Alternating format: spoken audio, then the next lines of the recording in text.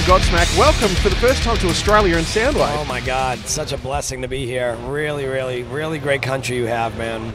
I'm glad you're enjoying it. Now, one of the things I liked on your Twitter, and you're very, very vocal on Twitter, and fans appreciate that. You know, first time Godsmack's been to Australia, can't wait to hold a koala. That's right. And you did that. I did. I got to hold a koala bear. I got to hold. I get to hang out with the kangaroos, which was really cool because everyone told me how nasty they are and they're pests and they'll kick you in the face and whatever. But man, they were just hanging around, laying on my lap, like it was beautiful. And the emus as well, they're a little bit, they can be a bit nasty. Yeah, I kept a safe distance from that guy, yeah, but he was cool. It's been cool, man. It's, you know what it is? It's really great to kind of be seeing and touching things in person that you're just used to seeing on TV pretty much your whole life, you know? And I would imagine it's similar for people here that go to America for the first time and it is. You know, and get to see Hollywood Boulevard or whatever it is that they're looking forward to, you know, and that's how it is for us. So I got to tell you, you really do have a beautiful country here. And the fans and the people have been amazing, so I'll take all the credit for that. Yeah, right on. Thanks. Congrats on 1,000 horsepower as well. Thank you. And that's for me, it was as soon as he put that one on, being a rev head, and you hear that V8 start up and rev out. Beautiful way to start an album, man. Yeah. Are you a gearhead, or was it just something that you wanted to incorporate into that because it felt like it needed that? I am somewhat, you know, I'm not a mechanic, but I really do love muscle cars and I love motorcycles and I love anything with an engine.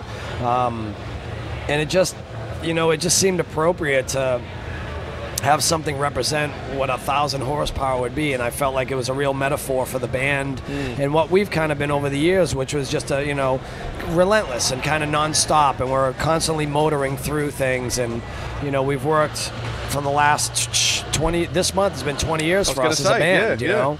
So yeah, it was appropriate.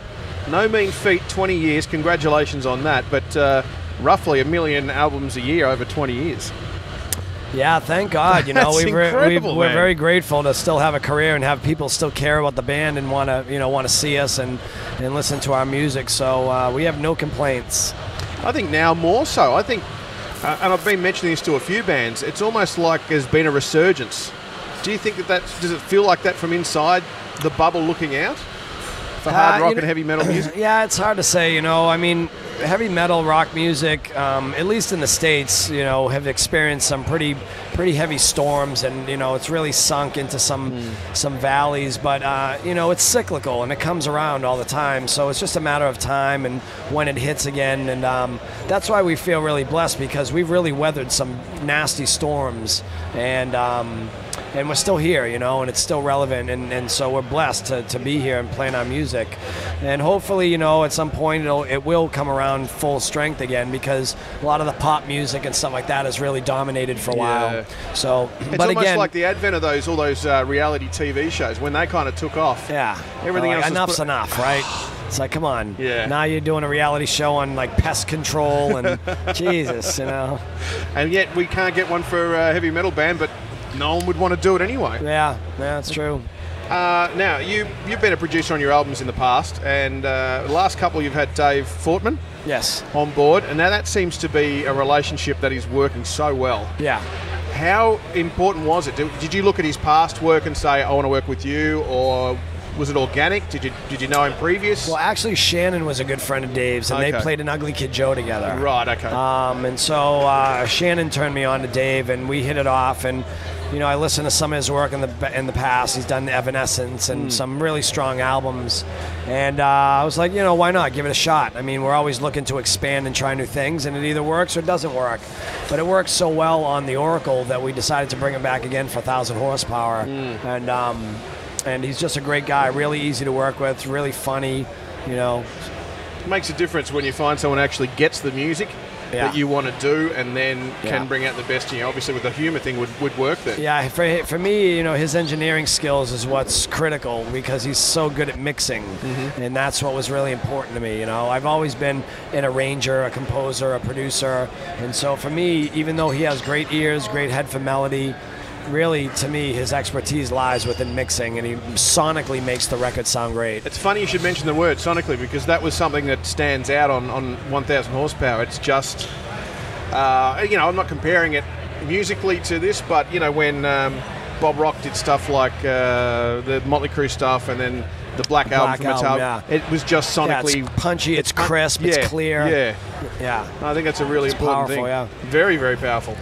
So the highlights of this tour have been on Soundwave, or has it been the Koalas? Today? I got to tell you, man. Well, listen. Because you got the rain today, didn't you? Well, I got to tell you, today was a really special show. Every single show in Australia has been amazing. It started in Melbourne. We went through Adelaide. We went through Brisbane. Like, we've been hitting all these cities, doing side shows. But today was just a phenomenal way to end the tour, because the crowd, there was just something really special about this audience. And with the storm that moved in, cooled everyone off. You know, it was like the storm was peaking when we were peaking. It was just a really beautiful scene out there today, and I'll personally never forget it. It will go down as one of the greatest shows that we've played yet. Nice. Yeah. Speaking of which, a lot of people are raving about the drum solo stuff that you boys are putting together. Nice. You and Shannon. A lot of people are going, that's cool. It's a different thing, because at a festival you don't have the longest time spots. You don't necessarily get to incorporate that kind of stuff into your show. So why did you guys, is it something you've been developing over time? Oh yeah, we've done this for the last 10 years plus. You know, I started a long time ago when our first drummer was in the band, Tommy. I used to just play some congas and timbali on the side. We'd do this little drum skit, and he'd play on a full drum set, and I'd do a little percussion thing. But when Shannon joined, we decided to like take it to another level and really bring out 2 full drum kits. And you know, we wanted, even though we couldn't bring our rig, which we have these great mobilating drum risers that turn and spin, and you know, it's like we still wanted to make sure that we didn't deprive you know, the Australian audience for something that has always been a showstopper for us. It's always been that one thing that's helped separate us from every other band that's on that stage, and win crowds over around the world. Yeah. Even when they didn't know our music, that was the one moment where they really connected. And so, you know, we wanted to make sure that no matter what, that we brought that with us. Nice, Yeah. very good. And the future, where do you go to after Soundwave? Is it just more touring, or? We have a small break, then we hit the States, April and May. We do Europe in June. We'll take another break, July, August, and then we'll hit, you know, a fall tour, maybe into Canada, States, and we're just talking now about when and how we're going to get back here. That's where I was leading with that question. For sure. I mean, listen, you know, it really did take us a long time to get here. I don't want to point fingers, but I will say that it was very much not our fault. We didn't have much support from our label at one point when they did a big merger, and they bought out all these labels, and we lost our international department. And Europe suffered.